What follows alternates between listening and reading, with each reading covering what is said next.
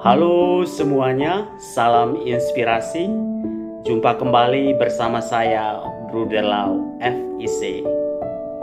Umumnya kalau kita menabur benih atau menanam suatu tanaman, apapun jenis dan bentuknya tanaman itu, biasanya kita memiliki suatu harapan bahwa benih yang kita taburkan itu, tanaman yang akan kita tanam itu pada saatnya akan menghasilkan buah. Terkadang faktanya tidak demikian.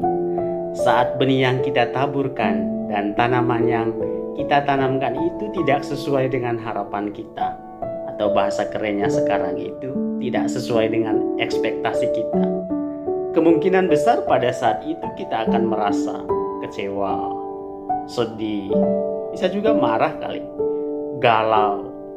Bisa jadi juga kita akan semakin tertantang untuk terus mencari dan menemukan ide atau cara terbaru agar kerinduan atau keinginan kita terpenuhi pada saat itu. Para sobat inspirasi yang terkasih, sabda Tuhan hari ini berbicara soal kerajaan Allah yang diumpamakan seperti biji sesawi yang ditaburkan di tanah, dengan suatu harapan bahwa biji itu akan tumbuh, berkembang, dan akan menghasilkan buah yang melimpah. Tapi perlu disadari bahwa biji kecil sampai menghasilkan buah yang melimpah dan bermanfaat bagi banyak orang, tentu tidak begitu saja terjadi.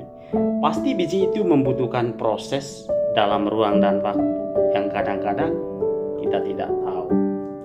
Kerajaan Allah itu ibarat biji sesawi yang tumbuh, kemudian berkembang dari hal-hal kecil atau hal-hal yang sederhana. Para sobat inspirasi yang terkasih, hemat saya, iman kita akan Allah bisa dikatakan demikian. Sebetulnya kita tidak bisa mengatakan begitu saja bahwa saya mengenal atau saya mengimani Allah. Tidak begitu saja terjadi. Kita sepakat bahwa pengenalan kita akan Allah berawal dari hal-hal kecil atau hal-hal sederhana. Di keluarga misalnya, keluarga menjadi tempat pertama untuk mengenal, mencari, dan menemukan Allah itu sendiri melalui figur keluarga kita, orang tua kita, saudara-saudara kita, atau mungkin juga tetangga kita. Dari keluarga inilah iman kita tumbuh dan berkembang lewat aneka bentuk dan cara, misalnya melalui pendidikan kita di sekolah, lingkungan, tempat kerja, relasi, lewat jejaring, apalagi sekarang dunia medsos yang semakin akrab dengan kita. Saya pribadi berharap bahwa iman kekatolikan kita bisa bertumbuh bukan karena 24 hours kita berselancar di dunia platform media sosial. Akan tetapi iman kekatolikan kita itu tumbuh dan berkembang karena kita sendiri mengalami, merasakan, dan menemukan kehadiran Allah dalam hidup kita. Maka pertanyaan yang mesti kita renungkan sepanjang hari ini adalah, sejauh manakah iman kekatolikanku selama ini bertumbuh dan berkembang?